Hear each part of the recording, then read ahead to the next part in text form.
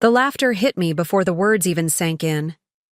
The smell of grilled ribs and smoky charcoal filled the backyard, but it couldn't mask the sting of humiliation. Before we begin, drop a comment and tell us where are you from and from which city. You're watching our videos? And after watching the whole video, don't forget to tell us. What would you do in this situation? Be honest. Tell me in the comments below. We read every comment. Let's begin. Gerald Carter, my father, raised, his beer bottle like a toast, his voice sharp and booming so everyone heard. Everyone here is a success except you, he said, eyes locked on me. My daughter, the disappointment of this family. Chairs creaked as relatives leaned forward, eager for the show. My cousin Amanda snorted into her cup, covering her, mouth like it would hide the smirk. Uncle Franklin shook his head with mock pity. And my sister Madison? She laughed the loudest, her diamond bracelet glinting under the patio lights as she clapped her hands like she'd just heard the best joke of the night. Even my brother Lucas, who usually stayed quiet, muttered, "He's not wrong." The table roared. Every chuckle scraped against my skin, every smile carved deeper into my chest. I gripped my paper plate so hard it bent in my hand. Ethan, my husband, sat stiff beside me, his jaw clenched, one hand brushing against mine under the table. His silent message was clear. Don't let them see you break. Dad wasn't finished. Look around, Haley. He gestured toward the long tables lined with relatives. Amanda just got promoted to regional manager. Lucas built his own business. Madison's married into money. And you? What do you have to show us? My pulse pounded in my ears. I stood, my chair scraping harshly against the concrete. The laughter paused for just a moment, long enough for silence to fall heavy across the yard. I steadied my voice, though my throat burned. Thank you, Dad, I said. Thank you for reminding me exactly where I stand. Gerald leaned back, satisfied. That's all you've got? No fight? No defense? Figures. My untouched food slid off the plate and hit the grass as I set it down. My hands trembled, not from weakness, but from the weight of a decision forming inside me. Ethan rose beside me, his presence steady, unshaken. We're leaving, he said firmly, his eyes darting across the family with disgust. Whispers broke out instantly. There she goes again, running away. She can't handle the truth. Pathetic. I didn't turn back. Not once. But something in me had changed. As we walked through the gate, Ethan leaned close, his voice low, steady, promising. Tomorrow, Haley, they'll see who the real disappointment is. I didn't sleep that night. Not because of shame, because of anticipation. The weight in my chest was no longer humiliation. It was fire. Tomorrow would be different. Tomorrow, the gate they mocked me through would be the gate I'd return to, but not the way they expected. Morning light streamed through the blinds, sharp and unrelenting. I hadn't closed my eyes once. Every laugh, every smirk from the night, before replayed in my head like a cruel movie. But now, instead of shame, I felt only clarity. Ethan walked into the kitchen, already dressed in his pressed shirt and jacket. He set his car keys on the counter and leaned against it, watching me as I sipped my coffee. You're quiet, he said, voice low but certain. But I know that look. What's the plan, Haley? I set the cup down, my hand steady. We're not staying here, Ethan. Not another night in this house, not another moment under their roof. I'm done being their target. A smile tugged at the corner of his mouth. Finally. We had been saving in silence for years, working longer, hours, making sacrifices, planning. Every insult, every dismissive glance from my family only fueled me to move forward. What they didn't know was that Ethan and I had already signed papers for a townhouse across town. The keys were tucked safely in my purse. By 9. Boxes were being carried out to the truck. The sound of packing tape ripping across cardboard echoed like a war drum. Each seal felt final, irreversible. "You sure you don't want to tell them?" Ethan asked as he lifted another box. I shook my head. "They'll see soon enough." The drive to the new place was quiet, but not heavy. It was the kind of silence filled with momentum, the rush before a storm breaks. Our townhouse was simple, but ours: white siding, a front porch, a driveway that caught the morning sun. I unlocked the door, and as it swung open, the air smelled like fresh paint and freedom. I stepped inside barefoot, the hardwood cool under my feet. For the first time in years, I felt like I belonged somewhere. No eyes judging me, no voices tearing me apart. Just Ethan and me, finally in control. But Ethan wasn't satisfied with just moving. He wanted more. "Haley," he said, standing in the empty living room, his voice echoing. "We could have told them last night, could have rubbed it in their faces, but you didn't. You wanted them to think they won." I looked at him, confused. And now we make sure when they see us again, they don't just regret what they said, they choke on it. I stared at him, the words sinking in. He was right. Walking away wasn't enough. My father, my sister, my brother, they thrived on putting me beneath them.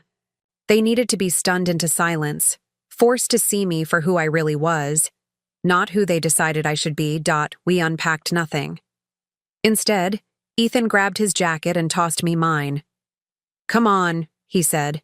"We've got one more stop to make." By noon, we pulled back into the long gravel driveway of my parents' house. The same folding tables from the barbecue were still out, stacked with dirty plates and empty bottles. Laughter still carried from the backyard, like nothing had changed. But everything had changed. I stepped out of the car, the sound of the door slamming turning heads instantly. Madison was the first to notice, her face twisting into a sneer. "Well, look who decided to crawl back," Dad's voice followed, mocking, confident. "Haley, didn't expect you'd be brave enough to show your face this soon. What's wrong? Can't stay away from success." The others chuckled, ready for another round of jokes. But then Ethan walked around the car and dangled the new house, keys between his fingers. The metal glinted in the sunlight, sharp and undeniable. My voice cut through the laughter. "I came back to say goodbye. Not just to this house, but to the way you've treated me my whole life." The backyard fell, silent. My father's smirk faltered, just slightly, but enough for me to see the crack. Ethan slipped his arm around my waist, his tone calm but lethal. "We're done living under this roof. We're done letting you treat Haley like she's nothing. We moved into our own place this morning, and from now on, you don't get a say in her life." The words struck like lightning. Amanda's cup slipped from her hand, spilling onto the grass. Lucas blinked, his mouth opening but no sound coming out. Even Madison's smug grin froze in place, her hand tightening on the back of her chair. And my father, Gerald Carter, looked at me like he'd just seen a ghost he couldn't fight. "You're lying," he said finally, his voice low, almost desperate. I pulled the keys from Ethan's hand and tossed them onto the table. They landed with a sharp clang. "Drive by 14th Street if you think I'm lying. The house with the white porch? That's mine. That's ours. And you'll never take that away from me." Ethan took my hand, pulling me gently toward the car. My heart thundered, but my voice was steady, firm, unshakable. "Last night you called me a disappointment. Today, you're watching me walk away free. Remember that." The silence that followed was deafening. No laughter, no mocking, just the sound of their pride collapsing in on itself. We got back into the car, and as Ethan drove us down the gravel driveway, I looked back one last time. They stood at the gate. My father, my siblings, my cousins, all of them speechless. For once, I wasn't the one walking away in shame. This time, they were. The silence from the gate replayed in my mind all night. For the first time in years, I wasn't the butt of their jokes. I was the storm they never saw coming. The next morning, Ethan and I sat on our new porch, coffee in hand, watching the quiet street hum awake. The air smelled of dew and promise. He glanced at me, smirking. "You know they won't let this go, right?" I sipped slowly, my chest rising with calm determination. "Good. Let them choke on it. For once, it's their turn to explain me, not mine." It didn't take long. By noon, Madison's number flashed across my phone. Ethan raised a brow. "Answer it," he said. "Let's hear the damage." I pressed speaker. Madison's voice burst through, sharp and frantic. "Haley, what was yesterday? Some kind of joke? You really think moving into a small townhouse makes you a success? Everyone's still laughing at you." I smiled, though she couldn't see it. "If they're still laughing, Madison, why did you call me first thing in the morning?" Her silence said more than her words ever could. I ended the call. By afternoon, another surprise came. My father's truck pulled up outside our new place, gravel crunching beneath his tires. Ethan tensed, but I stood. "Let me handle him." "Gerald." Carter climbed out, his face set in a scowl. He looked around at the porch, the painted shutters, the flowers I had planted in neat rows. He hated it, not because it was small, but because it was mine. "You think you've proven something?" he barked. "You think buying a house makes you better than the rest of us? You'll regret this. Don't come running back when you fail." I walked down the steps, stopping just a foot from him. My voice was steady, sharper than I thought possible. "No, Dad. I'm not proving anything to you. I'm proving it to myself. And that's the difference. You live for other people's applause. I don't need it anymore." His jaw twitched. He wanted to speak, but no words came. For the first time, Gerald Carter had no weapon to throw at me. Ethan stepped forward, his presence firm. "You should go," he said coldly. "This isn't your house. Not anymore." Dad's eyes flicked between us, and for a second I saw it. The panic of a man losing control. He turned back toward his truck, muttering under his breath, but I caught it anyway. "She'll never last." The engine roared, and just like that, he was gone. I stood frozen on the driveway, the cool air brushing my skin. Ethan slipped his hand into mine. "You stood your ground," he said softly. "That's bigger than any house." I nodded, but deep inside, I knew this was just the start. My family would keep trying to pull me back down, to remind me of the role they'd written for me. But the role was gone. That night, as I unpacked boxes in our bedroom, Ethan pulled me close, his voice low and certain. "They'll test you again. They'll throw every insult, every trick they've got. But you're not the same Haley anymore."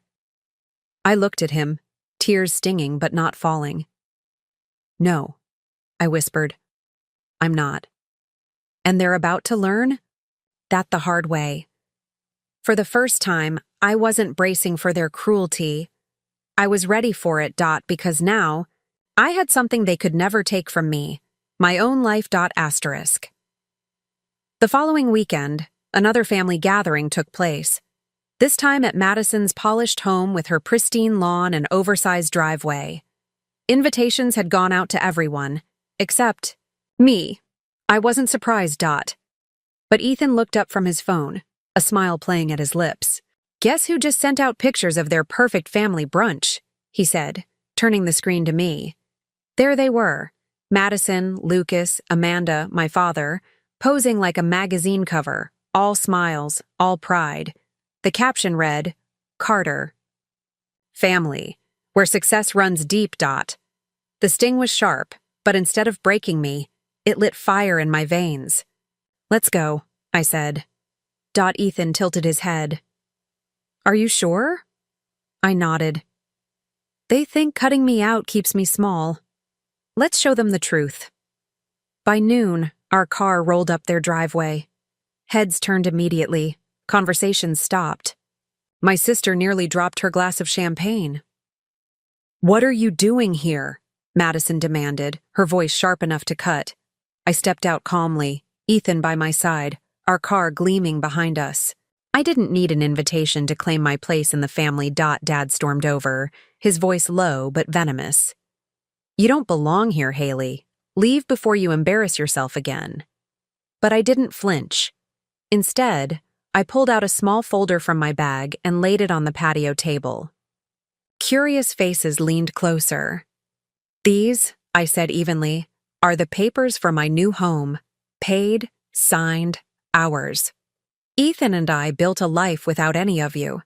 And guess what? We didn't need your help, your approval, or your permission." The air went silent.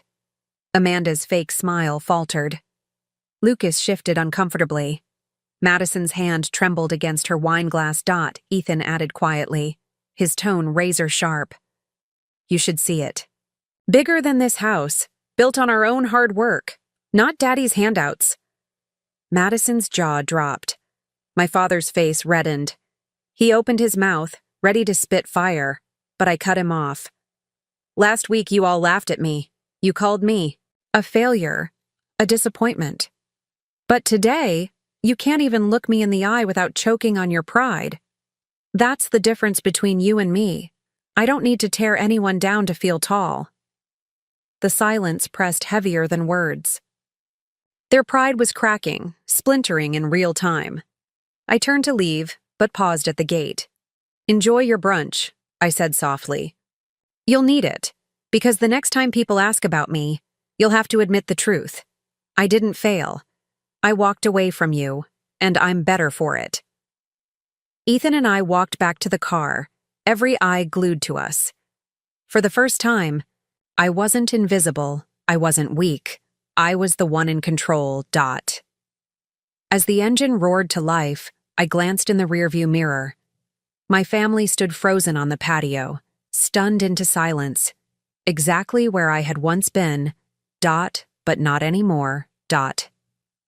This time, I was the one driving away, and they were the ones left standing in shame.